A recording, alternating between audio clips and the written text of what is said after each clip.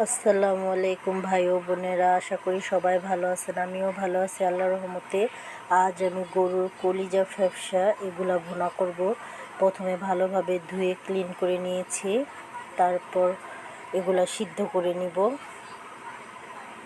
আমি এখানে মাটির চুলা রান্না করব আজকে তরকারিটা। আমার বলক চলে এসেছে, ভালো করে কয়েকটা বলক দিয়ে সিদ্ধ করে নিব। প্রথমে রান্না করার জন্য কড়াইতে তেল দিয়ে দিছি। এখন পরিমাণ মতো পেঁয়াজ কুচি দিয়ে দিব। পেঁয়াজ কুচি, গরম মশলা, এলাচ, দারচিনি এগুলো দিয়েছি। এগুলো ভালোভাবে ভেজে নিব। পেঁয়াজ ভাজা, গরম মশলাগুলো ভাজা হলে আদা রসুন বাটা 2 চামচ, রসুন বাটা 2 চামচ, আদা বাটা 2 চামচ, শুকনো মরিচ বাটা 2 চামচ, কিছু কাঁচামরিচ দিয়ে ভালোভাবে ভেজে নিব মশলাটা।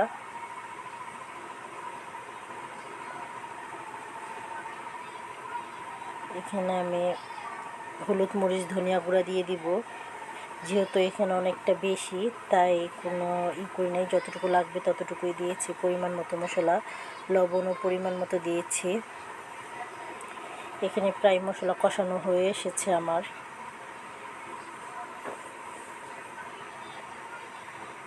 আমি কলিজা ফ্যাপসাগুলো সুন্দরভাবে ধুয়ে নিচ্ছি। ধুয়ে একটা খাঁচিতে ঝরা দিয়েছিলাম। এখন এগুলো ভালোভাবে কষাবো আর কি।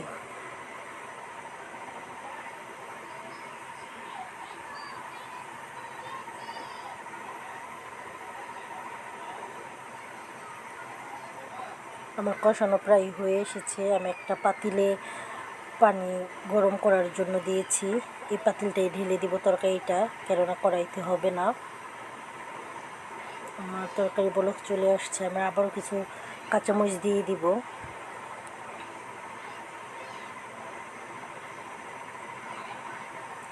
আমার তরকারি প্রায় হয়ে এসেছে। এখানে আমি 1.5 চামচ গরম মশলা গুঁড়া, জিরা গুঁড়া 1.5 চামচ দিয়ে দিচ্ছি।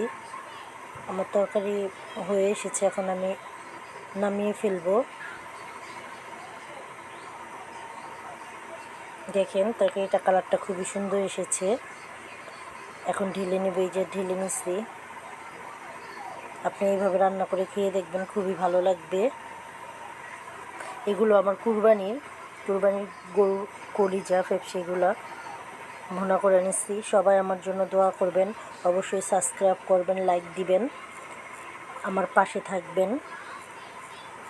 ভিডিওগুলো প্রতিদিন দেখবেন।